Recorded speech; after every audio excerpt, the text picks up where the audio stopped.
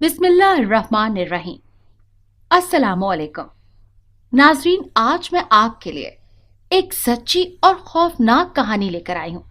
लेकिन इससे पहले कि मैं कहानी शुरू करूँ, जो लोग हमारे चैनल पर नए हैं उनसे गुजारिश है कि वो हमारे चैनल कहानी महल को सब्सक्राइब कर लें, ताकि आपको हमारी इस तरह की दिलचस्प कहानियां बर वक्त मिलती रहें।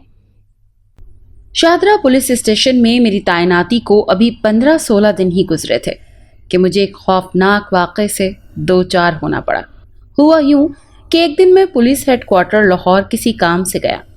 वहां 12 बजे वापस आया तो थाने के अहाते में 15-20 अफराद बैठे थे। उन्होंने मुझे देखा तो खड़े होकर सलाम करने लगे।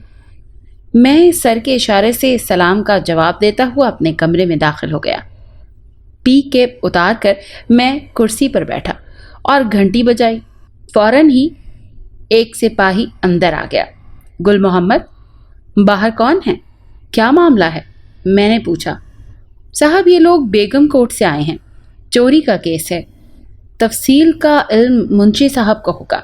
गुल मोहम्मद ने जवाब दिया। ठीक है, मुंशी को भेजो। मैंने उसे हिदायत की तो गुल मोहम्मद बाहर निकल गया।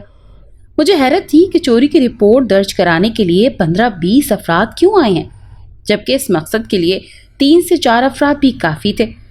इतने में मुंशी मुहर्रर जफ़र अंदर आ गया और मुझे सलाम किया। जफ़र, तुमने इन लोगों की चोरी की रिपोर्ट दर्ज कर ली है? मैंने सवाल किया। कैसे दर्ज करता सर, ये कोई आम चोरी नहीं है। जफ़र ने कहा। क्या मतलब? मैंने बेख्तियार चौंक कर कहा। क्या अब चोरियां भी ख़ास और आम होने लगी हैं? जी हाँ, इसलिए मैंने आपका इंतज़ार करना ही मुनासिब समझा। जफ़र ने कहा। ये लोग सुबह 9:30 बजे से यहाँ बैठे हैं। बेवकूफ़ आदमी, इन बेचारों को इतनी देर बिठाए रखने का क्या फ़ायदा था? तुम रिपोर्ट दर्ज कर लेते। मैंने गुस्से में कहा। लेकिन साहब, किसके खिलाफ रिपोर्ट दर्ज करता? ना वो चोर को जानते हैं और ना किसी पर शक का इजहार करते हैं। जफ़र ने कहा। कमाल है। मैंने उसे घूरा। क्या तुम नहीं जानते कि ऐसी रिपोर्ट नामालूम अफराद के खिलाफ दर्ज की जाती है? मुझे मालूम है साहब, लेकिन चोरी किसी मकान या दुकान में नहीं हुई, बल्कि कब्रिस्तान में हुई है। जफ़र ने सर हिलाते हुए कहा। ओह, मैंने चौंकते हुए कहा। क्या कब्रिस्तान से किसी चोर ने दरख्त काटे हैं या किसी का कफन चुराया है? नहीं साहब, कफन के बजाय पूरी लाश ही चोरी कर ली गई है। जफ़र ने तेजी से कहा। क्या? मैं बेसाख्ता उछल पड़ा। लाश चोरी कर ली गई है? यस सर, इसीलिए मैंने कहा था कि ये आम चोरी नहीं है। जफ़र ने मुस्कुराते हुए कहा। मैंने इसीलिए रिपोर्ट नहीं लिखी कि हो सकता है कि आप मुद्दई से कुछ पूछना पसंद करें। मुद्दई कौन है? मैंने कुर्सी पर पहलू बदलते हुए पूछा। लाश का भाई, मेरा मतलब है मरने वाले का भाई। दूसरे लोग उसके रिश्तेदार और पड़ोसी हैं। जफ़र ने जवाब दिया। ये कब का वाक़या है? मैंने दिलचस्पी लेते हुए कहा। गुज़िश्ता रात का। जफ़र बोला। कल शाम लाश दफनाई गई और रात में कोई उसे कब्र से निकाल कर ले गया। ये हैरत अंगेज और दिलचस्प केस मालूम होता है। मैंने जफ़र से कहा। मुद्दई और उसके रिश्तेदारों को बुलाओ। जफ़र सर को जुम्बिश देता हुआ बाहर चला गया। मेरे लिए यह अमर हैरत का बायस था कि चोरों ने कफन चोरी करने के बजाय पूरी लाश ही चोरी कर ली थी। भला एक बेजान लाश से क्या फ़ायदा उठाया जा सकता है? ना वो खाने की ना बेचने की। मैंने सोचते हुए सिगरेट सुलगा लिया। चंद लम्हों बाद 3 अफराद जफ़र के साथ अंदर आए। उन्होंने मुझे सलाम किया। मैंने जवाब देते हुए उन्हें सामने रखी कुर्सियों पर बैठने का इशारा किया तो वो बैठ गए। उनमें 2 उधेड़ उम्र थे, जबकि तीसरा जवान आदमी था। उसकी उम्र 30 और 25 के दरमियान मालूम होती थी। साहब जी, ये मुद्दई हैं। जफ़र ने जवान आदमी की तरफ इशारा करते हुए कहा। ये इसका मामू और ये चचा हैं। आपका नाम? मैंने मुद्दई से पूछा। और क्या काम करते हैं? जी, मेरा नाम अकबर है, उसने झिझकते हुए कहा। बेगम कोर्ट में मेरी पंसार की दुकान है, अकबर जर्नल एंड पंसार स्टोर के नाम से। ठीक है, मैंने सर हिलाते हुए कहा। अब आप बताएंगे कि क्या किस्सा है? बिला झिझक हर बात मुकम्मल और तफसील से बयान कर दें। फिर मैंने जफ़र से कहा कि वो कागज़ कलम लाए और मुद्दई का बयान नोट करता जाए। जफ़र वापस आया तो अकबर बयान देने लगा। अकबर के बयान के मुताबिक असगर उसके 8 बरस छोटा यानी 24 बरस का खूबसूरत और सेहतमंद नौजवान था। लाहौर में वाक़ एक प्रिंटिंग प्रेस में काम करता था। वो रोज़ाना सुबह काम पर जाता और शाम 7 बजे तक वापस घर आ जाता। 2 दिन पहले यानी मरने से 1 दिन कबल वो सुबह काम पर जाते हुए घर में बता कर गया था कि वो आज रात फिल्म देखने जाएगा, इसीलिए देर से घर वापस आएगा। चुनाचा उस रोज घर वाले उसका इंतजार किए बगैर ही सो गए, लेकिन माँ को असगर की फिक्र में नींद ना आई। अकबर ने उस रात का जिक्र करते हुए कहा, रात के 12:30 बज गए तो माँ ने मुझे जगाकर परेशान लहजे में कहा, अकबर तुम्हारा भाई अभी तक घर नहीं आया। मैंने घड़ी पर वक्त देखकर कहा, मुमकिन है आखिरी शो देख रहा हो, उस वक्त शो खत्म हो चुका होगा और असगर वापस आ रहा होगा, आप फिक्र ना करें। मेरी माँ अपने कमरे में चली गई।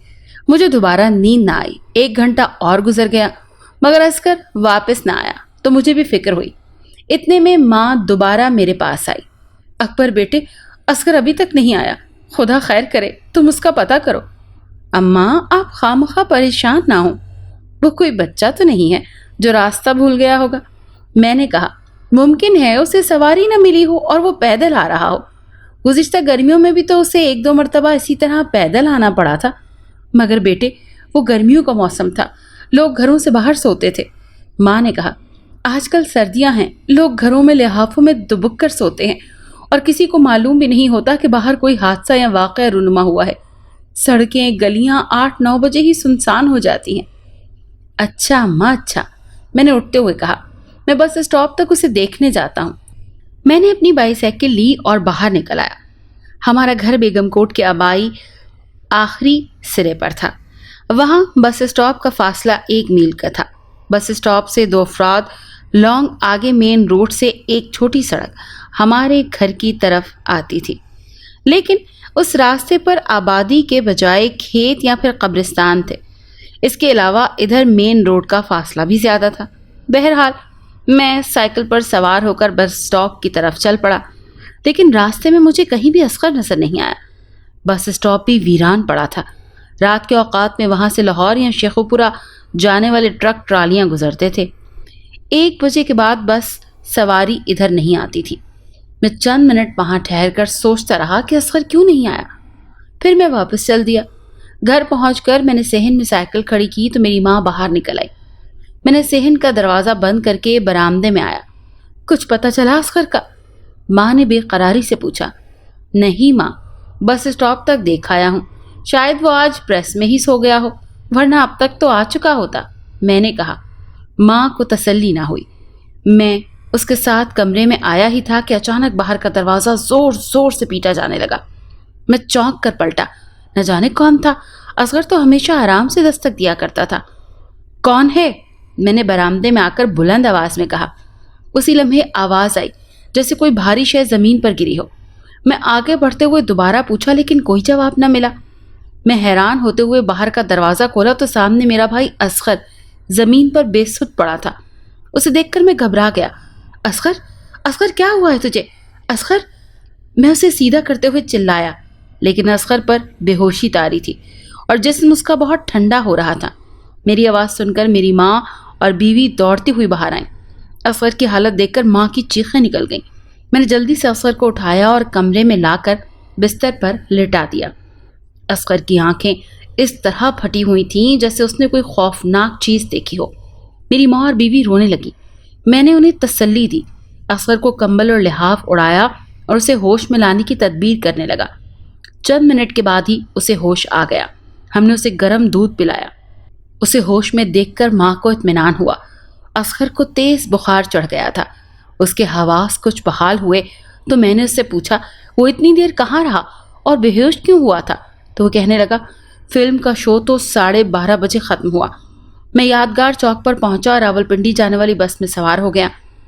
जब शादरा मोड़ पर बस से उतरा तो उसके अतराफ से आने वाली कोई गाड़ी वहां मौजूद ना थी। कुछ देर बाद लाहौर से एक ट्रॉलर आया जो शेखुपुरा जा रहा था। मैंने उसे रोककर ड्राइवर की मिन्नत समाजत की तो उसने मुझे पीछे बिठा लिया। बेगमकोट का स्टॉप आया तो मैंने ड्राइवर को पुकारा और कहा कि मुझे यहाँ उतार दे। उस वक्त ट्रॉलर फुल रफ्तार से दौड़ रहा था। हवा के ज़बरदस्त शोर में व्हील तो ड्राइवर मेरी आवाज़ न सुन सका, और जब मैंने दरवाजे पर हाथ मारकर उसे मुतवज्जा किया तो मेरा मतलब है समझकर वो ब्रेक लगाने लगा। इतनी देर में बस स्टॉप काफ़ी पीछे रह गया था। मैं ट्रक से उतरकर ट्रक के आगे बढ़ गया। میں بس اسٹاپ کی طرف جانے کے بجائے قبرستان والے راستے پر ہو لیا۔ جو ہی میں قبرستان کے قریب پہنچا مجھے کسی کی آواز سنائی دی۔ میں نے ادھر ادھر دیکھا تو خوف سے میرے رونگٹے کھڑے ہو گئے۔ قبرستان میں ایک قبر کے پاس 3 کفن پوش کھڑے تھے۔ ان کے کفن ہوا سے لہرا رہے تھے، لیکن مجھے ان کے چہرے نظر نہیں آ رہے تھے کیونکہ ستاروں کی روشنی بہت مدھم تھی۔ میں نے خوفزدہ ہو کر اپنی رفتار بڑھا دی۔ شاید وہ مردے تھے۔ اصغر بھائی ادھر آؤ یار، اسی لمحے ان میں سے کسی نے مجھے مخاطب کر کے کہا۔ اپنا نام سن کر خوف سے میرے پسینے چھوٹنے لگے۔ میں نے جواب دینے کے بجائے اپنی رفتار بڑھا دی۔ اصغر یار بات تو سنو، ہم کب سے تمہارا انتظار کر رہے ہیں اور تم ہو کہ پرواہ ہی نہیں کر رہے ہو۔ مجھے دوبارہ وہی آواز سنائی دی۔ یہ سن کر میں نے ان کفن پوشوں کی طرف دیکھا تو وہ تینوں میری طرف بڑھ رہے تھے۔ میں دہشت زدہ ہو کر دوڑنے لگا۔ مجھے پیچھے سے ان کے کہے سنائی دے رہے تھے۔ لو وہ تو بھاگ رہا ہے، جلدی کرو اسے پکڑو۔ ایک کفن پوش مردے کی آواز بلند ہوئی۔ رہنے دو، یہ کل رات ہمارا مہمان ہوگا، ہم نے اس کے ساتھ دوستی کا آغاز کر دیا ہے۔ دوسرے کفن پوش کی آواز سنائی دی۔ میں اتنا دہشت زدہ تھا کہ دوبارہ ان کی طرف دیکھنے کی جرت نہ کر سکا اور اندھا دھند دوڑتا ہوا یہاں آ پہنچا۔ پھر مجھے کچھ ہوش نہ رہا، صرف اتنا یاد ہے کہ میں نے پوری قوت سے دروازے پر ہاتھ مارے تھے۔ اصغر نے آخر میں کہا۔ اصغر کی بات سن کر ماں فوراً اس پر آیت الکرسی دم کرنے لگی اور اصغر چند منٹ کے بعد سو گیا، لیکن سب تک اس کا بخار اور تیز ہو گیا تھا۔ بخار کی غشی کے دوران وہ بڑبڑا رہا تھا۔ میں اسے بیگم کوٹ کے سرکاری اسپتال لے گیا، لیکن ڈاکٹر نے معائنہ کرنے سے پہلے ہی اصغر کا مرا ہوا منہ دیکھنا پڑ گیا۔ اکبر نے اتنا کہا تو اس کی آنکھیں بھر آئیں اور اس کے آنسو بہنے لگے۔ میں نے اس سے ہمدردی کا اظہار کیا۔ چند لمحوں کی خاموشی کے بعد اکبر دوبارہ گویا ہوا۔ ہم نے شام مغرب سے پہلے اسے قبرستان میں دفنا دیا۔ آج صبح میں اس کی قبر دیکھنے گیا کہ کہیں کسی جانور نے کچھ قبر کو نقصان نہ پہنچایا ہو۔ میں قبرستان پہنچا تو اصغر کی قبر پوری کھلی تھی، لگتا تھا جیسے کسی نے کدال یا پھاوڑے کی مدد سے قبر کھود دی ہو۔ میں نے قبر میں جھانکا تو اس میں اصغر کی لاش موجود نہیں تھی۔ معلوم ہوتا تھا کہ کسی نے بڑی احتیاط سے اندرونی حصے کی اینٹیں ہٹا کر لاش نکال لی ہے، کیونکہ اگر یہ کسی جانور کی کارروائی ہوتی تو وہ قبر میں ایک سمت سے سوراخ کرتا اور قبر سے لاش کو کوئی ٹکڑا اور کفن کی دھجیاں ملتی۔ میں نے فوراً رشتہ داروں اور پڑوسیوں کو اطلاع کی۔ وہ لوگ میرے ساتھ قبرستان آئے۔ سب کی رائے تھی کہ لاش کسی انسان نے نکالی ہے، چنانچہ ہم وہاں سے سیدھے یہاں چلے آئے تاکہ رپورٹ درج کروائیں اور پولیس میرے بھائی کی لاش تلاش کرنے میں مدد کرے۔ اتنا کہہ کر اکبر خاموش ہو گیا۔ مجھے حیرت ہوئی تھی اور میں دل میں سوچنے لگا تھا کہ پولیس اصغر کی لاش کو کہاں تلاش کرے گی۔ بہرحال میں نے ان کو تسلی دی۔ پولیس پوری کوشش کرے گی، آپ کو کسی پر شک ہے تو بتائیں تاکہ اسے پکڑ کر پوچھ گچھ کی جائے۔ میں نے نرمی سے کہا، ہمیں صرف انہی کفن پوش بدروحوں پر شک ہے جو اصغر کو قبرستان میں نظر آئی تھی۔ اکبر نے کہا، کیا پہلے بھی اس قبرستان میں کوئی لاش چوری ہوئی ہے؟ میں نے سوال کیا۔ نہیں جناب، اکبر کے چچا نے جلدی سے کہا، گزشتہ 50 برسوں میں تو وہاں کوئی ایسا واقعہ نہیں ہوا اور نہ کسی نے سنا۔ ٹھیک ہے، آپ لوگ جائیں، میں تھوڑی دیر بعد قبر کا معائنہ کرنے کے لیے آؤں گا، میں نے ان لوگوں سے کہا۔ وہاں قبر کے آس پاس قدموں کے نشانات تو ہوں گے؟ پہلے تو ہمیں خیال بھی نہیں آیا تھا، اکبر نے کہا۔ جب خیال آیا تو وہاں محلے داروں کے قدموں کے نشانات پڑ چکے تھے۔ اتنے نشانات میں سے لاش چوری کرنے والوں کے قدموں کے نشانات کیسے معلوم کیے جا سکتے ہیں؟ منشی ظفر اکبر کا بیان نوٹ کر چکا تھا۔ چنانچہ میں نے ان لوگوں کو رخصت کیا اور خود بھی بیگم کوٹ جانے کی تیاری کرنے لگا۔ سپہر 3 بجے میں اپنے ماتحتوں اور باقی لوگوں کے ساتھ وہاں پہنچا۔ سپاہیوں کے ساتھ بیگم کوٹ کے قبرستان پہنچا تو وہاں کچھ لوگ ایک میت کو دفنا رہے تھے۔ اصغر مرحوم کا بھائی اکبر بھی ان کے ساتھ تھا۔ میں اپنے ماتحتوں کے ساتھ جیپ سے اترا تو اکبر جلدی سے ہمارے قریب آ گیا۔ ہم اس کے ساتھ اصغر کی قبر پر پہنچے۔ میں نے قبر کا جائزہ لیا۔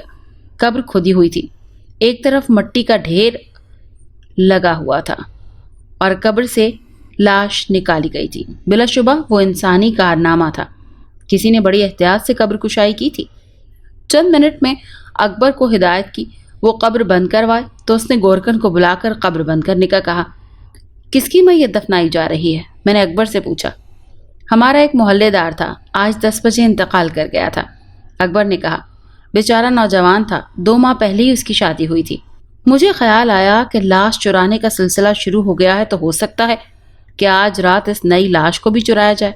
ٹھیک ہے، آج رات پولیس یہاں پہرا دے گی، لیکن یہ بات خود تک محدود رکھنا، کسی کو بتانے کی ضرورت نہیں ہے، میں نے اکبر سے کہا۔ واپسی تھانے آ کر میں شام تک ذہن میں پروگرام بناتا رہا۔ رات 8 بجے میں نے انسپکٹر نازک کو طلب کیا اور اس سے کہا کہ وہ وردی اتار کر سادہ لباس پہن لے۔ میں نے اسے اپنا پروگرام بتایا، وہ کافی سہم سا گیا تھا، وہ خود بھی نوجوان تھا۔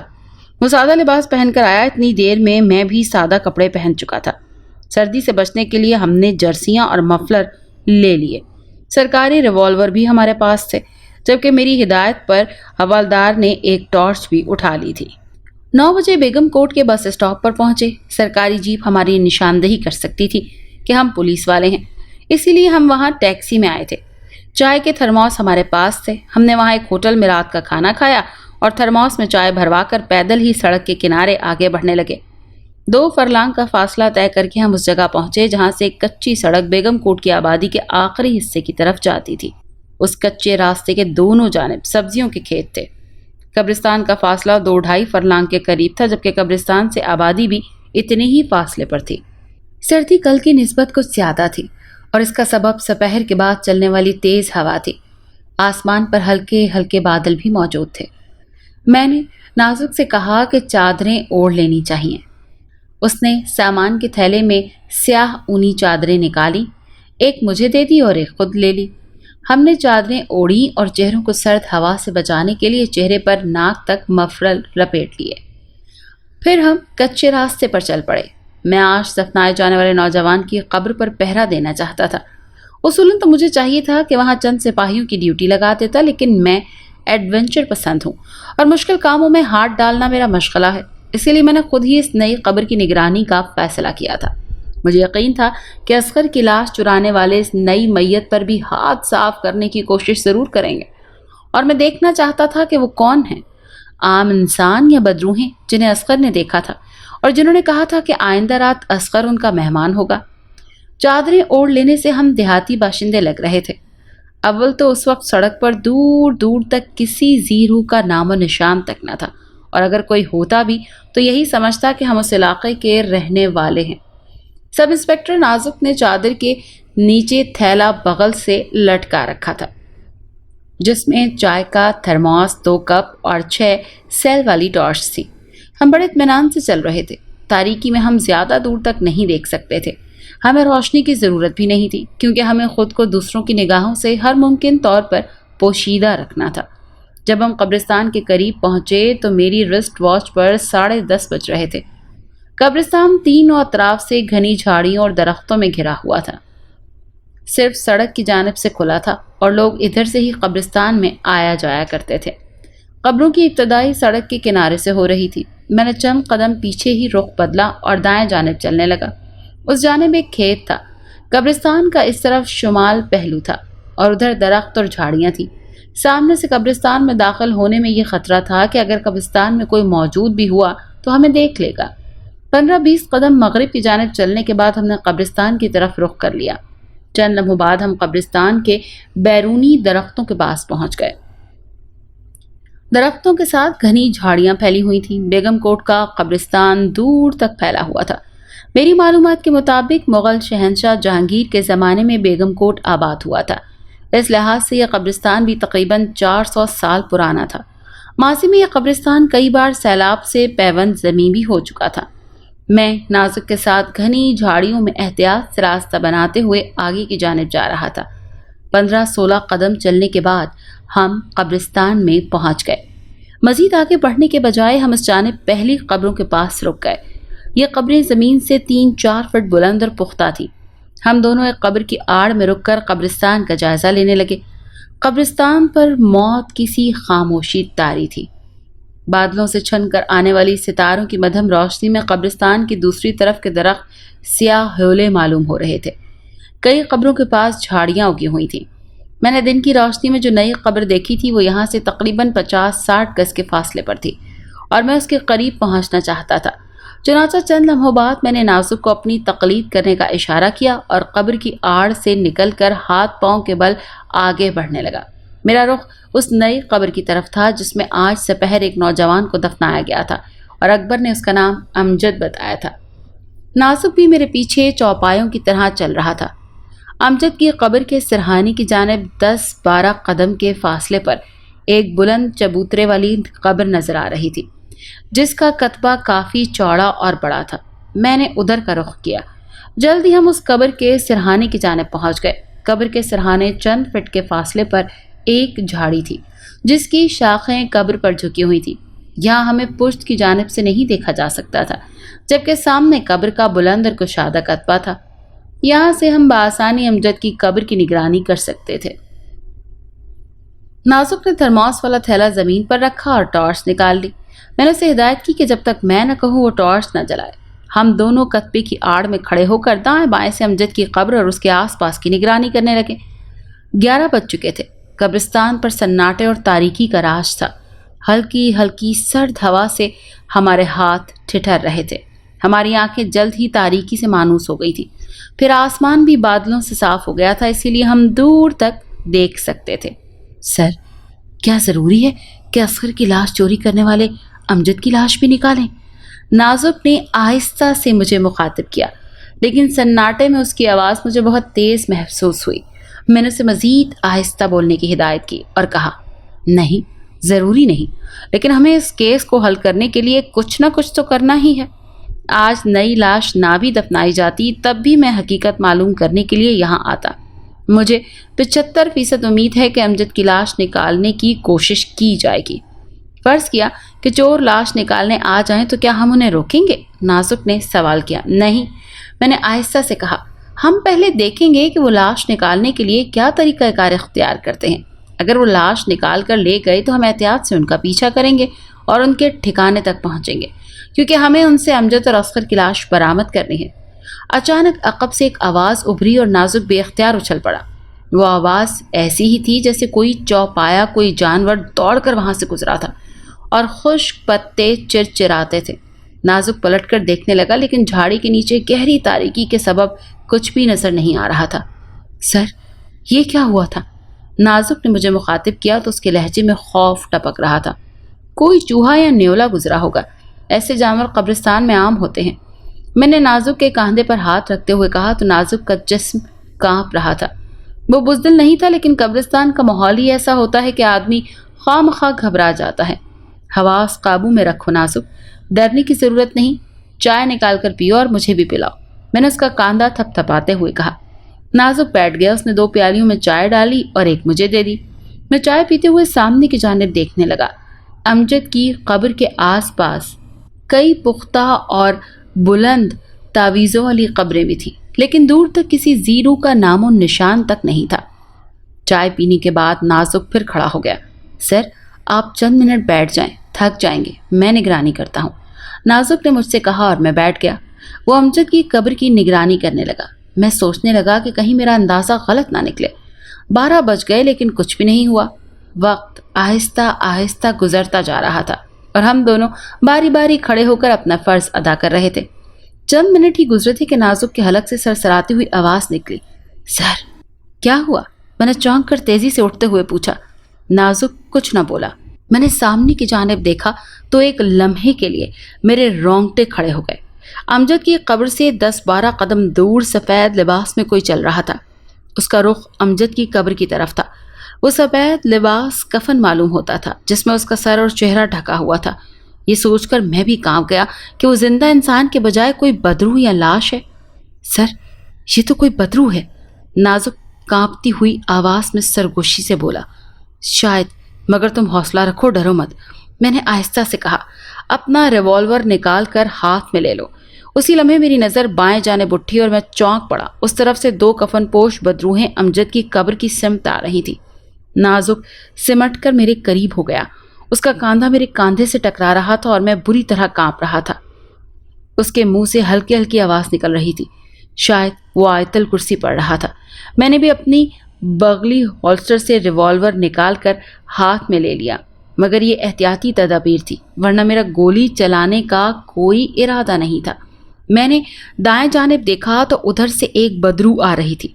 چند لمحوں بعد وہ چاروں کفن پوش بدروہیں امجد کی قبر کے پاس پہنچ گئی۔ میں انہیں دیکھ رہا تھا اور میرا دل بری طرح دھڑک رہا تھا۔ تمام بہادری کے باوجود مجھے پسینہ آ رہا تھا۔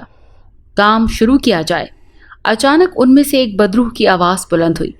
مجھے وہ آواز غیر انسانی محسوس ہوئی، بالکل سپاٹ اور کسی تاثر کے بغیر۔ یقیناً وہ قبر کھودنے کا ارادہ رکھتے تھے۔ ٹھہرو، یہاں کوئی اور بھی ہے۔ دوسری بدروح کی آواز سنائی دی اور وہ چاروں ادھر ادھر دیکھنے لگے۔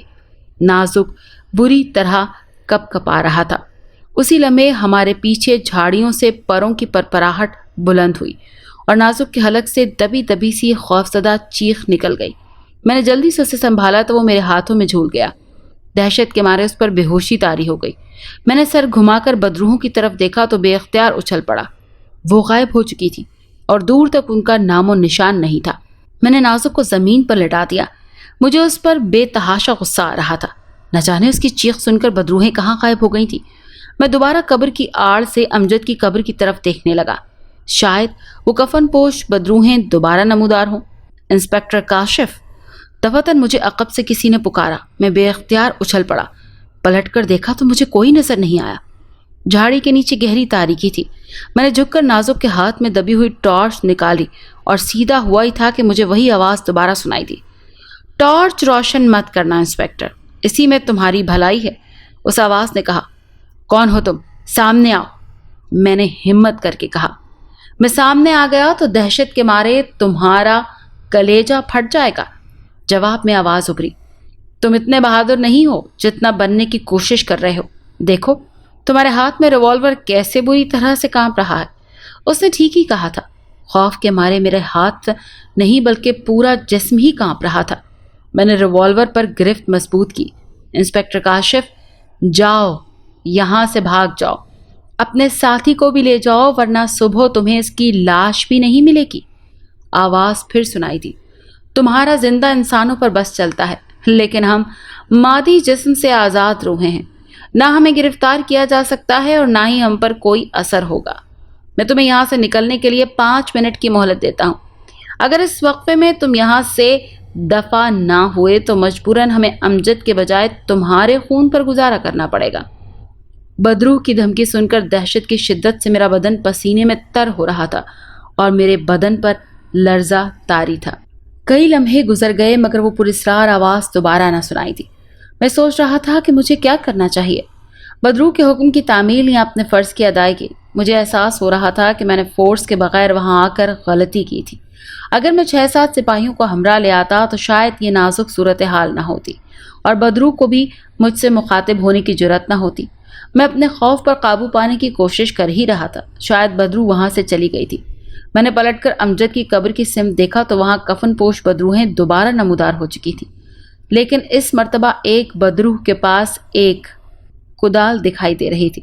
میں سمجھ گیا کہ اب وہ کدال سے امجد کی قبر کو کھودیں گے۔ چلو شروع ہو جاؤ، ایک بدروح کی ہلکی سی آواز سنائی دی۔ شاید انہیں اب میرا خوف نہیں رہا تھا یا پھر انہیں یقین تھا کہ میں قبرستان سے جا چکا ہوں۔ حالانکہ بدروح کی طرف دی گئی مہلت میں نے ابھی 2 منٹ ہی گزرے تھے۔ کدال بردار بدروح امجد کی قبر کے سرہانے کی جانب آئی اور پھر کدال سے قبر کھودنے لگی۔ نازک بے ہوش پڑا تھا اور میں تنہا ان کا تعاقب نہیں کر سکتا تھا کہ ان کا ٹھکانے تک جا پہنچوں۔ چنانچہ ضروری تھا کہ میں انہیں امجد کی لاش چوری کرنے سے روکتا۔ میں نے فوراً ہی ٹارچ کا رخ ان کی طرف کر کے ٹارچ روشن کر دی۔ طاقتور فلش لائٹ کا دائرہ امجد کی قبر اور بدروحوں پر پڑا تو وہ بدروہیں فوراً ہی چیختی ہوئی دائیں بائیں بھاگنے لگی۔ ٹھیک اسی لمحے عقب سے کوئی بھاری چیز میری پشت سے ٹکرائی۔ میرا سر قبر کی سنگی کتبے سے ٹکرایا اور میں کراہتے ہوئے گر گیا۔ ٹارچ میرے ہاتھ سے چھوٹ کر بجھ گئی اور مجھے کوئی ہوش نہ رہا۔ آنکھ کھلی تو اجالا پھیل رہا تھا۔ میرے سر میں شدید درد تھا۔ میں نے اپنے سر پر ہاتھ پھیرا تو وہاں گومڑا بھرا پڑا تھا۔ میں تیزی سے اٹھ کر امجد کی قبر کی طرف دیکھا تو قبر کھودی ہوئی تھی۔ سورج ابھی طلوع نہیں ہوا تھا۔ میں نے ٹارچ اٹھائی اور دوڑتا ہوا امجد کی قبر کے پاس پہنچا۔ قبر میں تاریکی تھی۔ میں نے قبر میں ٹارچ کی روشنی ڈالی اور طویل سانس لے کر رہ گیا۔ قبر خالی پڑی تھی اور اس میں سے امجد کی لاش غائب تھی۔ یقیناً میری بے ہوشی کے دوران بدروحیں وہاں سے لاش نکال کر لے گئی تھیں۔ میں پریشان ہو گیا۔ مجھے امید تھی کہ سورج نکلتے ہی امجد کے عزیز اس کی قبر دیکھنے آئیں گے، اور اگر انہوں نے مجھے دیکھ لیا تو پولیس پر سے ان کا اعتماد اٹھ جائے گا۔ پولیس کی موجودگی میں لاش چوری کر لی گئی تھی۔ چنانچہ میں جلدی سے واپس آیا جہاں نازک بے ہوش پڑا تھا۔ میں نے اسے ہوش میں لانے کی تدبیر کی تو چند لمحوں بعد ہی وہ ہوش میں آ کر بیٹھ گیا۔ کیا ہوا سر؟ وہ حیرت سے ادھر ادھر دیکھتا ہوا بولا۔ فی الحال تو یہاں سے نکل چلو، راستے میں بتاؤں گا، میں نے تیزی سے کہا۔ چند لمحوں بعد ہم جس طرف سے قبرستان میں داخل ہوئے تھے اسی طرف سے باہر آئے اور مین روڈ کی طرف بڑھنے لگے۔ میں نے راستے میں نازک کو بتایا کہ کس طرح امجد کی لاش چوری کر لی گئی ہے۔ تمہاری بزدلی کے سبب یہ سب کچھ ہوا ہے، میں نے تلخ لہجے میں کہا۔ اگر تم نہ چیختے تو بدروحوں کو ہمارا پتہ نہ چلتا۔ سوری سر، نازک نے بہت دھیمے لہجے میں کہا۔ مگر میں کیا کرتا سر، بدروحوں نے ہماری بو سونگھ لی تھی۔ بس بس چپ رہو، تمہاری حماقت نے ساری محنت ضائع کر دی، میں نے جل کر کہا۔ بس بس اور مت کچھ کہنا۔ ہم بس کے ذریعے واپس شادرہ پہنچے۔ تھانے پہنچ کر میں نے منشی ظفر کو ہدایت کی کہ لاش چوری کا کیس آئے تو وہ رپورٹ درج کر لے۔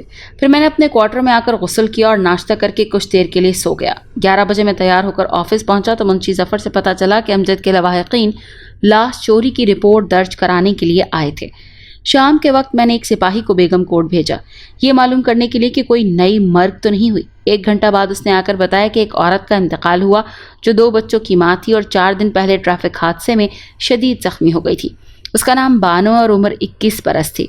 جب وہ یہاں بیگم کوٹ پہنچا تو بانو کا جنازہ قبرستان کی طرف لے جایا جا رہا تھا۔ یہ بھی معلوم ہوا کہ اس کی لاش چوری ہونے کے خدشے کے پیش نظر اس کا شوہر فیصل چند افراد کے ہمراہ آج رات بانو کی قبر پر پہرا دے گا۔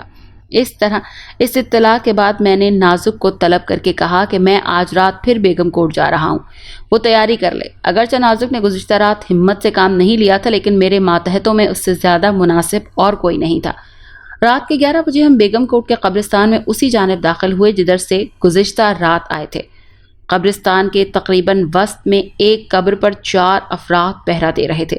قبر کے بائیں جانب الاؤ روشن تھا، جبکہ قبر کے تعویذ پر جلتی ہوئی لالٹین رکھی گئی تھی۔ آگ اور لالٹین کے سبب وہاں خاصی روشنی تھی، لیکن ہمیں ان سے چھپ کر قبرستان کی نگرانی کرنا تھی۔ چنانچہ ہم دبے پاؤں قبروں کی آڑ لیتے ہوئے بانو کی قبر کے بائیں طرف ایک اونچے تعویذ والی قبر کے پہلو میں جا کر بیٹھ گئے۔ وہاں سے بانو کی قبر تقریباً 15 قدم کے فاصلے پر تھی۔ پہرا دینے والے افراد قبر کی دوسری جانب الاؤ کے گرد بیٹھ کر باتیں کر رہے تھے۔ آسمان پر شام سے ہی گہرے بادل چھائے ہوئے تھے۔ بارش کا امکان تھا، اسی لیے ہم اپنی چھتریاں ساتھ لائے تھے۔ الاؤ کی روشنی میں پہرا دینے والے 4 افراد کی شکلیں واضح نظر آ رہی تھیں۔ وہ صحت مند اور ہٹے کٹے نوجوان تھے اور ان کی عمریں بھی 30 برس سے کم تھی۔ ان میں سے ایک بانو کا شوہر فیصل تھا، جس کا حلیہ مجھے سپاہی نے بتایا تھا۔ میں چاہتا تھا کہ وہ 4 وہاں سے چلے جاتے یا چھپ کر پہرا دیتے۔ میں نے سن رکھا تھا کہ بدروحیں آگ سے ڈرتی ہیں، اسی لیے مجھے اندیشہ تھا کہ آگ کی موجودگی میں بدروحیں آج نہیں آنے والی، جبکہ میری خواہش تھی کہ وہ بدروحیں آئیں تاکہ میں ان سے اپنی گزشتہ رات کی شکست کا بدلہ لے سکوں، ان کا تعاقب کر کے ان کے ٹھکانے تک پہنچ سکوں۔ اس کے لیے ضروری تھا کہ وہ 4 پہرےدار قبر سے دور ہٹ جاتے اور آگ بھی بجھا دیتے، لیکن میں انہیں وہاں سے ہٹا نہیں سکتا تھا، کیونکہ اس طرح تو ان لوگوں کو ہماری موجودگی کا بھی پتہ چل جاتا۔ بدروحیں آج بھی لاش نکال کر لے جانے میں کامیاب ہو جاتی تو سارا الزام پولیس پر آ جاتا۔ اتفاق سے 1 گھنٹہ بعد ہلکی ہلکی بوندا باندی شروع ہو گئی۔ ہم نے فوراً چھتریاں کھول لیں۔ بارش سے آگ بجھنے لگی، پھر لالٹین بھی بجھ گئی، لیکن وہ 4 وہاں بیٹھے رہے۔ چند لمحوں بعد آگ پوری طرح بجھ گئی اور وہاں اندھیرا پھیل گیا۔ بارش تیز ہونے لگی۔ بارش کی بوندیں قبر کے تعویذ پر گرنے سے ہم پر بھی چھینٹے پڑ رہے تھے اور ہماری گرم چادریں گیلی ہوئی جا رہی تھی۔ فیصل بھائی، بارش میں چوروں کے آنے کی امید نہیں ہے، ہمیں چلنا چاہیے، فیصل کے ایک ساتھی نے اس کو آواز دی۔ ہاں یار، چوروں نے آنا ہوتا تو اب تک آ چکے ہوتے، دوسرے نے کہا۔ تم لوگ جانا چاہو تو بے شک چلے جاؤ، میں تنہا ہی پہرا دوں گا، فیصل نے کہا۔ پاگل تو نہیں ہو گئے ہو یار، ایک اور آدمی بولا۔ یہاں بارش میں کب تک بھیگتے رہو گے؟ صبح تک تو تمہیں نمونیا ہو جائے گا۔ میں اور نازو خاموشی سے ان کی باتیں سن رہے تھے۔ چند لمحوں کی بحث کے بعد فیصل وہاں سے جانے پر راضی ہو گیا۔ انہوں نے بجھی ہوئی لالٹین اٹھا لی اور وہاں سے رخصت ہو گئے۔ ان کے جانے کے بعد نازک اور میں تھرماس میں لائی ہوئی چائے پینے لگے۔ بارش کم ہونے لگی تھی۔ 1 بجے بوندا باندی رک گئی تو ہم نے چھتریاں بند کر کے تھیلے میں ڈال دی۔ پھر میں چادر اتارنے کے لیے اٹھا ہی تھا کہ میری نگاہ بانو کی قبر کی طرف اٹھ گئی۔ میں جلدی سے دوبارہ بیٹھ گیا۔ میں نے قبر کے تعویذ سے ذرا بلند ہو کر دوبارہ اس طرف دیکھا تو نازک نے بھی میری تقلید کی۔ بانو کی قبر کے پاس 5 کفن پوش بدروہیں موجود تھیں اور ایک کے پاس کدال تھی۔ سر، یہ تو وہی ہیں، کل رات والی بدروہیں، نازک نے سرگوشی کی۔ ہاں، مگر تم کل رات والی حرکت مت کرنا، میں نے اسے تنبیہ کی۔ ڈر لگ رہا ہو تو ان کی طرف مت دیکھو۔ بہت ڈھیٹ آدمی تھا بانو کا شوہر۔ اچانک بدروہوں میں سے ایک کی آواز بلند ہوئی، ہاں، اس کی قسمت اچھی تھی کہ چلا گیا۔ دوسری بدروہ نے ہنس کر کہا، ورنہ ہمیں دیکھ کر اس کا دم نکل جاتا۔ شکر ہے آج انسپیکٹر کاشف نہیں آیا، ورنہ کافی دیر ہو جاتی۔ ایک بدروہ نے کہا، وہ بیچارہ ہماری دہشت سے بخار میں پھٹک رہا ہوگا۔ کدال بردار کفن پوش نے کہا، خیر تم اپنا کام کرو، پہلے ہی کافی دیر ہو چکی ہے۔ پہلی بدروہ نے کہا تو کدال بردار بدروہ قبر پر کدال چلانے لگی۔ مجھے اپنے قریب نازک کی تیز سانسیں سنائی دے رہی تھی۔ یقیناً وہ خوفزدہ ہو گیا تھا۔ ایک بدروہ قبر کھود رہی تھی اور 3 بدروہیں اپنے ہاتھ سے مٹی ایک طرف ہٹانے میں مصروف تھیں۔ میں نے بڑی بے تابی سے ان کو جائزہ لے رہا تھا۔ 15 منٹ بعد بدروہیں قبر میں اتر گئیں۔ انہوں نے قبر میں سے کفن میں لپٹی ہوئی لاش نکال کر باہر کھڑی بدروہ کے سپرد کی اور پھر خود بھی قبر سے نکل آئیں۔ نازک اور میں دم سادے ان کی نقل و حرکت دیکھ رہے تھے۔ ایک بدروہ نے بانو کی لاش اپنے کاندھے پر ڈالی، پھر وہ 5 بدروہیں مغرب کی سمت چل دیں۔ بدروہوں کو جاتے دیکھ کر میں نے نازک سے سرگوشی کی کہ آؤ، احتیاط سے ان بدروہوں کا پیچھا کرنا ہے۔ ہم اپنی جگہ سے اٹھے اور قبروں کی آڑ لیتے ہوئے مغرب کی سمت بڑھنے لگے۔ کفن پوش بدروہیں جلد ہی اس جانب واقع جھاڑیوں اور گھنے جنگلوں میں داخل ہو کر ہماری نگاہوں سے اوجھل ہو گئیں۔ ہم کچی اور گیلی زمین پر احتیاط سے قدم جماتے ہوئے ان درختوں کے پاس پہنچے۔ یہ جگہ اس مقام سے تقریباً 20 قدم کے فاصلے پر تھی جہاں بدروہیں جھاڑیوں میں داخل ہوئی تھیں۔ ہم دونوں بھی جھاڑیوں میں گھس گئے۔ جھاڑیوں سے گزر کر ہم کھلی جگہ پر آئے تو ہمیں بدروہیں کھیتوں کے درمیان ایک پگ ڈنڈی پر چلتی ہوئی نظر آئیں۔ ہلکی ہلکی ہوا میں ان کے کفن لہرا رہے تھے۔ ہمارے سامنے قد آمد جوار کے کھیت تھے۔ ہم ان کھیتوں کے پہلو میں بدروہوں کے متوازی چلنے لگے۔ میں نے نازک سے 1 قدم آگے چلنا ہی مناسب سمجھا۔ سر، وہ کہاں جا رہی ہیں؟ سر بتائے نا، نازک نے چلتے ہوئے پوچھا۔ ارے معلوم نہیں، لیکن جلد ہی معلوم ہو جائے گا، میں نے آہستہ سے کہا۔ کھیتوں کی آڑ میں چلتے ہوئے بدروہیں نظر نہیں آ رہی تھی، لیکن جب کھیت ختم ہوئے تو کچھ فاصلے پر اندھیرے میں ڈوبی کسی عمارت کا ہیولا دکھائی دینے لگا۔ بدروہیں اس عمارت کی سمت بڑھ رہی تھی، شاید وہی عمارت ان کی منزل تھی۔ عمارت تک راستے میں کوئی فصل نہیں تھی، اسی لیے ہم محتاط ہو کر چلنے لگے۔ 10 منٹ کے بعد وہ بدروہیں عمارت کے گرد موجود درختوں کی آڑ میں پہنچ کر نگاہوں سے اوجھل ہو گئیں تو میں نے اپنی افتاد بڑھا دی۔ نازک بھی تیزی سے قدم اٹھانے لگا۔ اسی خیال سے خوشی کے مارے میرا دل اچھل رہا تھا کہ میں نے بدروہوں کا مسکن معلوم کر لیا۔ وہ بلند عمارت ان درختوں کی دوسری جانب تھی جن میں بدروہیں غائب ہوئی تھیں۔ جلدی ہم ان درختوں کے قریب پہنچ گئے۔ میں نے احتیاط سے اپنی رفتار کم کر دی تاکہ آہٹ پیدا نہ ہو۔ میں نے نازک کو ریوالور ہاتھ میں لینے کی ہدایت کی اور اپنا ریوالور بھی نکال کر ہاتھ میں پکڑ لیا۔ میرے دوسرے ہاتھ میں ٹارچ تھی۔ ہم دبے پاؤں درختوں سے گزر کر دوسری طرف پہنچے تو ہمارے سامنے ایک قدیم عمارت تھی۔ میرے اندازے کے مطابق وہ انگریزوں کے دور کا کوئی ریسٹ ہاؤس یا فوجی چوکی تھی۔ درختوں سے عمارت کا فاصلہ 10-12 قدم سے زیادہ نہ تھا۔ عمارت کے آس پاس کسی زیرو کا نام و نشان نہ تھا۔ سامنے کی جانب عمارت کا چولی دروازہ جو بند نظر آ رہا تھا۔ مجھے یقین تھا کہ وہی عمارت بدروہوں کا مسکن تھی۔ میں نے نازک کو وہیں رکنے کا اشارہ کیا اور خود دبے قدموں عمارت کے دروازے کی طرف بڑھا۔ قریب پہنچ کر میں نے دروازے پر ہاتھ سے دباؤ ڈالا تو چرچراہٹ کی تیز آواز بلند ہوئی اور دروازہ کھلتا چلا گیا۔ اندر گہری تاریکی تھی۔ میں دروازے کے پہلو میں رک کر دروازہ کھلنے کے رد عمل کا انتظار کر رہا تھا۔ چند لمحے گزر گئے لیکن کچھ نہ ہوا۔ تب میں نے اللہ کا نام لیا اور دروازے کے اندر قدم رکھ دیا، لیکن میرا دوسرا پاؤں باہر ہی تھا کہ اچانک عمارت سے تیز اور پراسرار آوازیں بلند ہونے لگیں اور میرا دل دہل گیا۔ یوں لگتا تھا جیسے عمارت کے اندر 20 بدروہیں مل کر بین کر رہی ہیں۔ میں اپنی جگہ ساکت ہو کر رہ گیا۔ عمارت سے ابھرنے والی پراسرار اور خوفناک چیخوں نے میرا دل دہلا دیا۔ پھر ایک دم ایسی آوازیں آنے لگیں جیسے بہت سے افراد دوڑتے ہوئے باہر کی جانب آ رہے ہیں۔ میں بوکھلا کر پیچھے ہٹا اور دروازے کے پہلو میں دیوار سے لگ گیا۔ دوڑتے قدموں کی آہٹیں جلدی گھوڑوں کی ٹاپوں میں بدل گئیں۔ مجھے یوں لگا جیسے سنگلاخ زمین پر گھوڑے دوڑتے چلے آ رہے ہیں۔ ٹھیک اسی لمحے مجھے درختوں کی طرف سے کوئی چیز گرنے کی آواز آئی۔ میں نے جلدی سے ٹارچ روشن کر کے ادھر نظر ڈالی تو نازک زمین پر گرا ہوا تھا۔ شاید وہ دہشت کے مارے پھر بے ہوش ہو گیا تھا۔ سچی بات تو یہ ہے کہ خود میرے حوصلے بھی پست ہو گئے تھے۔ میں نے ٹارچ بجھا دی۔ 1 منٹ بعد وہ پراسرار آوازیں بند ہو گئیں اور ماحول پر سناٹا طاری ہو گیا۔ میں نے خود کو سنبھالا اور سوچا کہ بدروحیں ہماری آمد سے آگاہ ہو چکی ہیں تو کہیں اندھیرے میں وہ مجھ پر وار نہ کر دیں۔ چنانچہ میں نے دوبارہ ٹارچ روشن کی اور دروازے سے اندر روشنی ڈالی۔ سامنے ایک راہداری تھی جس میں خرد گھاس اگی ہوئی تھی۔ راہداری کے دونوں جانب 5-6 کمروں کے آثار دکھائی دے رہے تھے جن کے دروازے غائب تھے۔ البتہ راہداری کے اختتام پر ایک دروازہ موجود تھا۔ وہ دروازہ بند اور کافی پرانے ڈیزائن کا تھا۔ میں نے ایک مرتبہ پھر اندر قدم رکھا لیکن اس بار کچھ نہ ہوا۔ تب میں ہمت کر کے عمارت میں داخل ہو گیا۔ راہداری میں اگی ہوئی خودرو گھاس میرے گھٹنوں تک بلند تھی۔ میں ٹارچ روشن کر کے احتیاط سے آگے بڑھنے لگا۔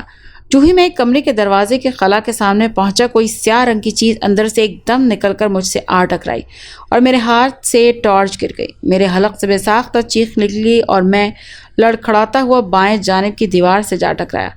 ٹارچ گرتے ہی بجھ گئی اور وہاں مکمل اندھیرا پھیل گیا۔ اس لمحے عمارت غیر انسانی کہکہوں سے گونجنے لگی۔ بدروحوں کے کہکہے سن کر میری ریڑھ کی ہڈی میں سردی کی تیز لہر دوڑ گئی۔ میں سانس روکے دیوار سے لگا کانپ رہا تھا۔ میں نہیں جانتا تھا کہ میری ٹارچ کہاں گری ہے اور مجھ سے کتنے فاصلے پر ہے۔ چند لمحوں بعد کہکہے بند ہوئے تو میں فرش پر بیٹھ کر ٹارچ کی تلاش میں ادھر ادھر ہاتھ مارنے لگا۔ چند لمحے گزرے لیکن میرے ہاتھ ٹارچ نہ لگی۔ انسپکٹر کاشف! اچانک تاریک سناٹے میں ایک پراسرار اور خوفناک آواز بلند ہوئی۔ کیا کل کا سبق کافی نہیں تھا جو تم یہاں موت کی دلدل میں پھنسنے آ گئے؟ میں نے کوئی جواب دینے کے بجائے دم سادھ لیا۔ میرا دل کنپٹیوں میں دھڑک رہا تھا۔ میں آہنی طور پر خود کو چست رکھنے کی کوشش کر رہا تھا۔ میرا ذہن بار بار مجھ سے کہہ رہا تھا کہ آج تم نے ہمت ہار دی تو یہاں سے کبھی زندہ واپس نہیں جا سکو گے۔ چند لمحے خاموشی میں گزر گئے۔ اسی دوران میں نے اندازہ لگایا کہ مجھ سے ٹکرانے والی سیاہ چیز کوئی جانور تھا، شاید کوئی جنگلی بلی یا کتا۔ میں اس سلسلے میں کوئی حتمی رائے قائم نہیں کر سکا تھا اور ایک مرتبہ پھر گھٹنوں کے بل بیٹھ کر ٹارچ کی تلاش میں ادھر ادھر ہاتھ چلانے لگا۔ ساتھ ہی ساتھ میں نے گھٹنوں کے بل آگے بڑھنا شروع کر دیا۔ چند فٹ کا فاصلہ طے کر کے میں راہداری کی دوسری دیوار سے جا لگا کیونکہ میں اندھیرے میں یہ نہیں دیکھ سکتا تھا کہ میرا رخ کس سمت میں ہے۔ کوشش کے باوجود مجھے ٹارچ نہ ملی تو میں سوچنے لگا کہ اب کیا کرنا چاہیے۔ ابھی میں کوئی فیصلہ نہیں کر پایا تھا کہ مجھے اپنے قریب ہی کسی کی تیز سانسوں کی آواز سنائی دی اور اس نے دم سانت لیا۔ یوں لگتا تھا جیسے کوئی جانور وجود چند فٹ کے فاصلے پر ہانپ رہا ہو۔ سانسوں کی سمت کا اندازہ کر کے میں نے اس طرف دیکھا تو دہشت کے مارے میرا اوپر کا سانس اوپر اور نیچے کا نیچے رہ گیا۔ وہ 2 چمکدار اور خوفناک آنکھیں تھیں، شیر کی آنکھوں جتنی بڑی۔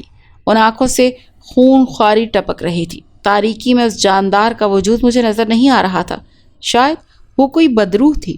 اتنی خوفناک آنکھیں میں نے زندگی میں پہلی بار دیکھی تھی۔ خوف سے میرے پسینے بہنے لگے اور میں ان آنکھوں کی طرف دیکھتا ہوا بے حس و حرکت بیٹھ گیا۔ ریوالور میرے ہاتھ میں تھا جس کا رخ میں نے احتیاط سے اس خونخوار آنکھوں کی طرف کر رکھا تھا، لیکن خوف کی شدت سے میرا ہاتھ لرز رہا تھا۔ اچانک سامنے کی جانب سے چڑچڑاہٹ کی آواز سنائی تھی جیسے دروازہ کھولا گیا ہو۔ وہ آواز سنتے ہی خوفناک آنکھیں ایک دم غائب ہو گئیں۔ اس کے ساتھ ہی سانسوں کی آواز بھی بند ہو گئی۔ 1-2 لمحوں بعد مجھے یوں محسوس ہوا جیسے کوئی سامنے سے آ رہا ہے۔ گھاس کی سرسراہٹ سے معلوم ہوا تھا کہ جیسے آنے والا تیزی سے قدم اٹھا رہا۔ میں دیوار سے چپک گیا۔ قدموں کی آہٹیں قریب آتی چلی گئیں، پھر وہ میرے قریب سے گزر کر بیرونی دروازے کی طرف چلی گئیں، لیکن مجھے چلنے والا نہ دکھائی دیا۔ 2-3 منٹ بعد بیرونی دروازہ بند ہونے کی آواز ابھری اور پھر سانس روک لی تاکہ آنے والے کو میری موجودگی کا احساس نہ ہو۔ وہ میرے قریب سے گزر گیا اور اس کی آہٹیں لمحہ بلمحہ معدوم ہوتی چلی گئیں۔ میں ایک مرتبہ پھر ٹارچ تلاش کرنے کی کوشش کرنے لگا۔ ٹھیک اسی لمحے کسی نے مجھ پر چھلانگ لگائی اور میرے حلق سے تیز گراہ خارج ہوئی۔ مجھے محسوس ہوا کہ وہ کوئی جانور تھا جس کے نوکیلے پنجے میری پشت سے ٹکرائے تھے۔ میں منہ کے بل جا پڑا، لیکن میں نے فوراً ہی کروٹ بدل کر سیدھے ہوتے ہوئے تیزی سے ہوا میں لات رسید کر دی۔ نتیجے میں اس جانور کی غراہٹ ابھری اور اس کے گرنے کی آواز سنائی تھی۔ میں نے تیزی سے اٹھتے ہوئے ریوالور کا رخ اس جانب کیا، لیکن اس سے پہلے کہ میں فائر کرتا عمارت سے ایک دم چیخنے چلانے کی آوازیں بلند ہونے لگیں۔ میں نے ٹریگر سے انگلی ہٹائی، چند لمحوں بعد وہ آوازیں بند ہو گئیں۔ پھر ایک غیر انسانی آواز بلند ہوئی، اس بے وقوف کو پکڑ کر یہاں لے کر آؤ۔ اس کی رگوں میں جوش مارتا ہوا گرم اور تازہ خون بہت لذیذ ہوگا۔ یقیناً کسی کو میرے بارے میں ہدایت کی گئی تھی۔ میں نے رخ بدلا اور سامنے کی جانب دیکھنے لگا۔ 3-4 سیکنڈ ہی گزرے تھے کہ اچانک کچھ فاصلے پر ایک زندہ انسانی ڈھانچہ نمودار ہوا اور میرا دل اچھل کر حلق میں آ گیا۔ وہ متحرک ڈھانچہ اور اس کی ہڈیاں اندھیرے میں چمک رہی تھی۔ خوف سے میرے رونگٹے کھڑے ہو گئے۔ اس ڈھانچے نے اپنے استخوانی بازو پھیلائے اور آگے بڑھنے لگا۔ اسے اپنی جانب بڑھتے دیکھ کر دہشت کے مارے میرا خون خشک ہونے لگا۔ اسی لمحے اس ڈھانچے کے عقب میں ایک اور ڈھانچہ نمودار ہوا اور وہ بھی میری طرف آنے لگا۔ میں نے گھبراہٹ میں ریوالور کا رخ ان خوفناک ڈھانچوں کی طرف کیا اور فائر کر دیا۔ خوف سے میرا بدن کانپ رہا تھا۔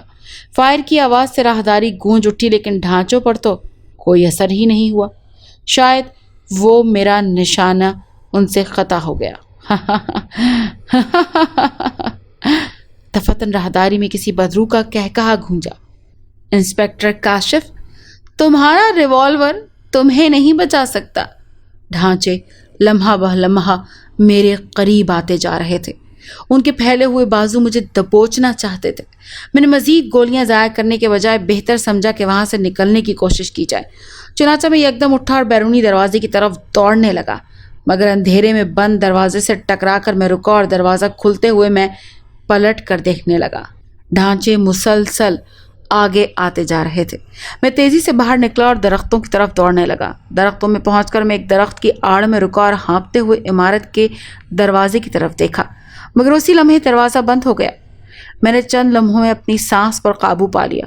میں ڈھانچوں کی گرفت میں آنے سے بچ گیا تھا، لیکن میں وہاں سے ناکام واپس نہیں آنا چاہتا تھا۔ میں نے اپنی گھڑی پر نظر ڈالی۔ رات کے 3 بج چکے تھے۔ میں نے چند منٹ انتظار کیا اور پھر دبے پاؤں آگے بڑھا۔ میں نے اپنی گھڑی پر نظر ڈالی۔ 3 بج چکے تھے۔ میں نے چند منٹ انتظار کیا اور پھر دبے پاؤں آگے بڑھا اور نازک کے پاس پہنچ گیا، جو زمین پر بے ہوش پڑا تھا۔ میں نے اسے اٹھا کر کاندھے پر ڈالا اور درختوں کی دوسری طرف لا کر زمین پر پٹخ دیا۔ پھر میں دوبارہ ادھر گیا اور وہ تھیلا اٹھایا جس میں چائے کے تھرموس کے علاوہ میرا سرکاری موبائل فون بھی تھا۔ میں نے تھیلے سے فون نکالا اور تھیلا نازو کے پاس چھوڑ کر عمارت کے مخالف سمت چلنے لگا۔ وہاں سے تقریباً 100 قدم دور آ کر میں رک گیا۔ میں نے فیصلہ کر لیا تھا کہ بدروحوں سے آج ہی نمٹوں گا تاکہ وہ آئندہ کسی کی لاش چوری نہ کر سکیں۔ میں نے موبائل پر اپنے تھانے سے رابطہ کر کے کوشش کی کہ جلد ہی رابطہ قائم ہو۔ Hello, Shahdara police station? دوسری طرف سے حوالدار منشی ظفر کی آواز سنائی تھی۔ کاشف بات کر رہا ہوں ظفر، میں نے بتایا۔ اوہ، السلام علیکم سر۔ ظفر کا لہجہ مودبانہ ہو گیا جس میں حیرت کی آمیزش تھی۔ میں نے اسے چند ہدایت دی اور آخر میں کہا، تم لوگوں کی ذرا سی کوتاہی سے کام بگڑ سکتا ہے، اسی لیے انتہائی محتاط رہنا۔ آپ بے فکر رہیں سر، آپ کی ہدایت پر حرف بہ حرف عمل کیا جائے گا، ظفر نے کہا۔ میں نے موبائل آف کیا اور درختوں کی طرف چل دیا۔ وہاں نازک بدستور بے ہوش ہی پڑا تھا۔ عمارت کی طرف سے کسی قسم کی کوئی آواز سنائی نہیں دے رہی تھی۔ میں نے تھرموس سے چائے نکال کر پی اور درختوں میں سے گزر کر عمارت کی جانب آ گیا۔ خوفناک عمارت کا صدر دروازہ بدستور بند تھا۔ میں عمارت کے ساتھ ساتھ دائیں جانب بڑھنے لگا۔ میں عمارت کا جائزہ لینا چاہتا تھا کہ اس میں داخل ہونے کا کوئی اور راستہ بھی ہے یا نہیں۔ عمارت کے گرد گھوم کر میں عقبی جانب پہنچا تو ادھر بھی ایک چھوٹا سا دروازہ تھا، مگر وہ بند تھا۔ میں دروازے کے پاس آیا اور اس سے کان لگا کر سنگن لینے کی کوشش کی، لیکن اندر سے تو کوئی آواز سنائی نہیں دے رہی تھی۔ میں نے احتیاط سے دروازے پر ہاتھ رکھ کر دباؤ ڈالا، لیکن دروازہ نہ کھلا۔ یقیناً وہ اندر سے بند تھا۔ دروازے کے سامنے کی جانب درختوں کا ایک جھنڈ واقع تھا۔ میں ان درختوں کی طرف بڑھا اور جھنڈ سے گزر کر میں دوسری طرف پہنچا تو بے ساختہ اچھل پڑا۔ جھنڈ کے عقب میں ایک کار کھڑی تھی اور وہاں سے ایک کچا راستہ مغرب کی سمت جا رہا تھا۔ بدروحوں کے مسکن کے پاس کار کی موجودگی سے میرے دماغ کو حیرت کا شدید جھٹکا لگا اور میں سوچنے لگا کہ کار کا وہاں کیا کام؟ یہ تو زندہ اور مادی جسم رکھنے والے انسانوں کے استعمال کی چیز ہے، जबकि बदरूहें मादी जिस्म से आज़ाद हैं। मैं दबे पांव कार के पास पहुंचा। आखिरी रातों का चांद तुलू हो चुका था, जिससे तारीकी की शिद्दत कम हो गई थी। मैंने कार का जायजा लिया। वो 92 मॉडल की टोयोटा करोला थी। उसकी खिड़कियां और दरवाजे मुकफ्फल थे। मैंने कुछ सोचा और हवलदार जफर को दोबारा फ़ोन करके हिदायत की कि वहां से कुछ दूर पहुंच गया। मैंने थाने का नंबर मिलाया तो फ़ौरन ही राब्ता कायम हो गया। मैंने जफर की आवाज़ सुनकर उसे प्रोग्राम में थोड़ी सी तब्दीली की इत्तला दी और फिर फ़ोन बंद कर दिया और उस सिमत चल दिया जिधर नाजुक बेहोश पड़ा था। मैं वापस पहुंचा तो मुझे एक बार फिर हैरत का शदीद झटका लगा। इंस्पेक्टर नाजुक अपनी जगह से गायब था। थर्मोस वाला थैला भी नजर नहीं आ रहा था, हालांकि 10 मिनट पहले तक वहां मौजूद था। मुझे ख्याल आया कि शायद मेरी गैर मौजूदगी में नाजुक को होश आया होगा और वो थैला उठाकर सड़क की जानिब रवाना हो गया होगा। मैंने इमारत की मुखालिफ सिमत नज़र दौड़ाई, लेकिन हद्दे निगाह तक मुझे नाजुक या उसका हेयोला तक दिखाई न दिया। वो इतनी जल्दी देर में जवार के खेतों की आड़ में पहुंच चुका होगा शायद, मैंने सोचा, मगर मेरा जहन मुतमईन न हो सका। मुझे यकीन था कि नाजुक मुझे वहां तनहा छोड़कर नहीं जा सकता। मैं नाजुक के बारे में अंदाजे कायम करने में लगा था। मैंने सोचा कि मुमकिन है कि मेरी गैर मौजूदगी में बदरूहें बाहर आई हों और नाजुक को उठाकर अंदर ले गई हों। लेकिन फिर मुझे ख्याल आया कि अगर बदरूहों ने उसे ले जाना ही होता तो उस वक्त ले जाती जब मैं इमारत में फंसा हुआ था। मुझे दूसरा ख्याल आया कि शायद नाजुक होश में आने के बाद मेरी तलाश में इमारत की तरफ चला गया हो। चुनांचा मैं दरख्तों से गुजरकर दबे पांव इमारत के दरवाजे की तरफ आया, लेकिन दरवाज़ा बंद था और नाजुक उस तरफ मौजूद नहीं था। मैं परेशान होकर वापस उस जगह आ गया जहां से नाजुक गायब हुआ था। वहां बैठकर मैं नाजुक के बारे में सोचता हुआ वक्त गुजारने लगा। 4 बजे तो मैं उठा और बाहर की इमारत के बाहर अकब की जानिब बढ़ने लगा जहां मैंने टोयोटा कार देखी थी। वहां पहुंचकर मैं एक दरख्त की आड़ में रुका और मगरिब की जानिब देखने लगा जिधर कच्ची सड़क जाती थी। चंद मिनट बाद उस रास्ते पर चंद ह्योले दिखाई दिए। जल्दी वो ह्योले करीब आ गए। मुझे उन्हीं का इंतजार था। मेरी हिदायत के मुताबिक हवलदार जफर 12 मुसल्लह सिपाहियों के हमरा वहां आ पहुंचा था।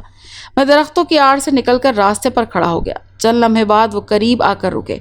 मेरी हिदायत के मुताबिक उन्होंने मोबाइल गाड़ी वहां से काफ़ी दूर छोड़ दी और पैदल ही यहाँ तक आए। मैंने हवलदार जफर से टॉर्च ली और उसे हिदायत देने लगा। तुम 6 आदमियों के साथ मशरक़ी जानिब इमारत के सदर दरवाजे के सामने दरख्तों की आड़ में पोजीशंस ले लो। उधर से जो भी आए उसे भून डालना, कोई बचकर न जाने पाए। ठीक है सर। मुजरिम कौन है? हवलदार जफर ने पूछा। मैंने सोचा कि अगर मैं बदरूहों को नाम लूंगा तो वो लोग खौफ के सबब अपने फ़राइज़ की अंजाम दही में नाकाम हो सकते हैं। वो स्मगलर्स हैं।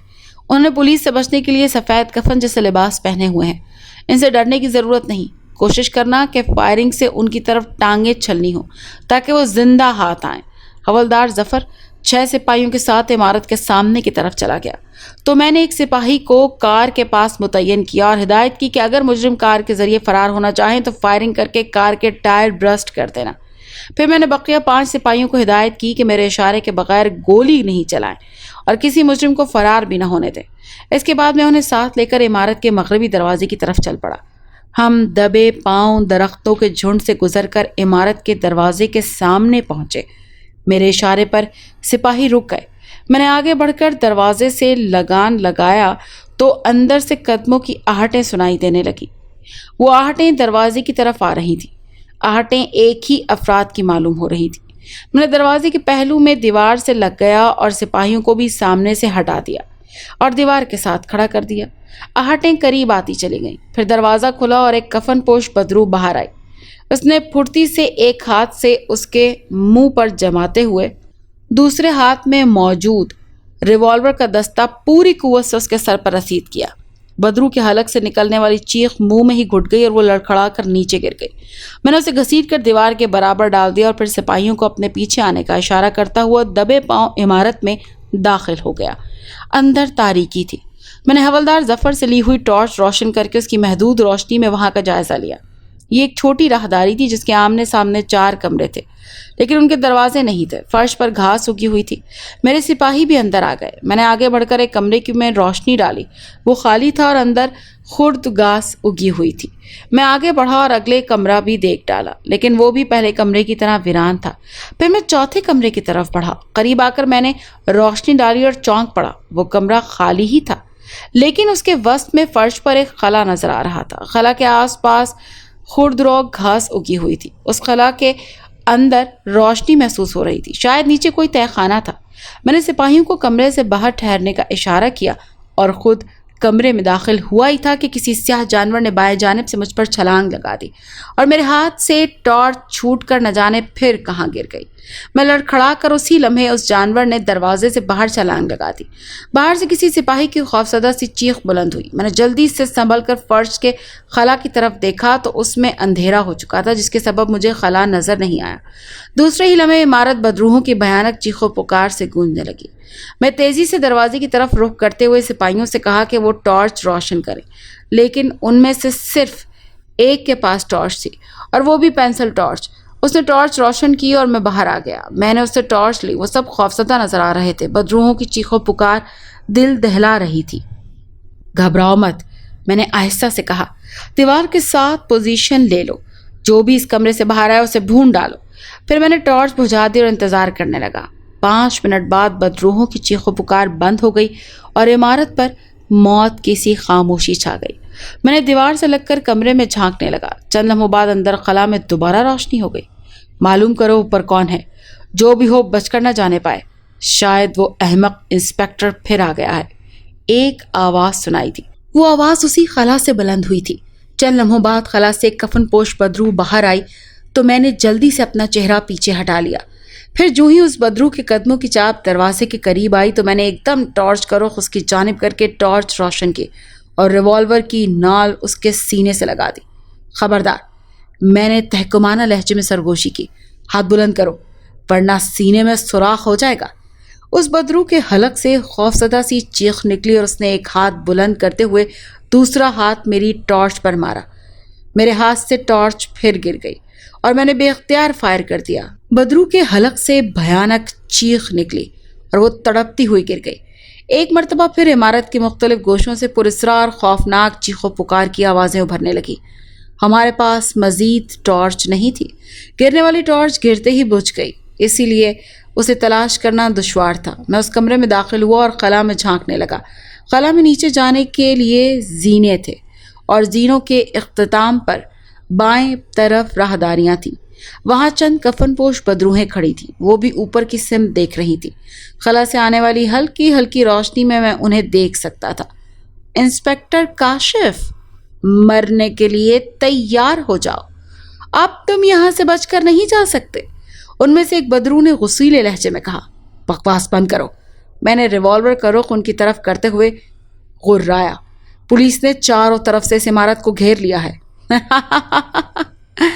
मुझसे मुखातिब बदरू ने कहकहा लगाया। पुलिस हमारा क्या बिगाड़ सकती है? हम तो सिर्फ रूहें हैं जिन्हें ना पकड़ा जा सकता है और ना मारा जा सकता है। बदरू के बच्चे, मैं तुम्हारी ड्रामेबाजी समझ चुका हूँ। तुम्हारा एक साथी हमारी गिरफ्त में बेहोश पड़ा है और दूसरा हलाक। मैंने सख्त लहजे में कहा। जिंदगी चाहते हो तो तुम सब हाथ बुलंद करके ऊपर आ जाओ, वरना सबके सब मारे जाओगे। मेरी इस धमकी सुनकर बदरू ने कोई जवाब न दिया। इतने में चीखों पुकार की आवाज़ें बंद हो गईं। मैंने सिपाहियों की तरफ मुंह करके कहा, तुम लोग अंदर आ जाओ। जो भी फरार होने या मुकाबला करने की कोशिश करे मार दो। ये कहकर मैं तहखाने में झांका तो बदरूहें गायब हो चुकी थी। ठीक उसी लम्हे बाहर से फायरिंग की आवाज़ें बुलंद हुई। शायद बदरूहों ने सदर दरवाजे की तरफ भागने की कोशिश की थी और मेरे मातहतों ने उन पर फायरिंग कर दी थी। मैंने सिपाहियों को अपने पीछे आने का इशारा किया और खला में जीने पर उतरने लगा। नीचे कोई नहीं था। राहदारी में 4 कमरे थे जिनके दरवाजे सलामत थे। राहदारी के अख्तिताम पर जीने थे जो ऊपर जा रहे थे। उन जीनों के अख्तिताम पर एक दरवाज़ा खुला हुआ था। राहदारी के बाएं दीवार की तरफ एक ताकचे में पेट्रोमैक्स लैंप जल रहा था। कमरों में भी रोशनी थी। मैंने अपने मातहतों के साथ एक कमरे में दाखिल हुआ तो हैरत से मेरा मुंह खुला का खुला रह गया। अंदर लैंप की रोशनी में एक ऑपरेशन थिएटर का मंजर दिखाई दे रहा था। कमरे में एक मेज पर एक नौजवान औरत की लाश रखी हुई थी। यकीनन वो बानो की लाश थी जो मेरे सामने कब्र से निकाल कर यहाँ लाई गई थी। दीवारों के साथ साथ मुख्तलिफ मेज़ों पर शीशे के बड़े बड़े मर्तबान रखे हुए थे जिनमें मुख्तलिफ इंसानी आज़ा नजर आ रहे थे। मैंने जल्दी से दूसरे कमरे में भी नजर डाली। उनमें 2 बेडरूम थे जबकि चौथा कमरा किचन था। एक बेडरूम में सब इंस्पेक्टर नाजुक बिस्तर पर बेहोश पड़ा था और उसके हाथ पुश्त की जानिब बंधे हुए थे। तलाशी के दौरान मुझे एक टॉर्च भी मिल गई। मैंने 2 सिपाहियों को वहां छोड़ा और 3 सिपाहियों के साथ राहदारी के अख्ताम पर वाक़े जीनों की तरफ चल दिया।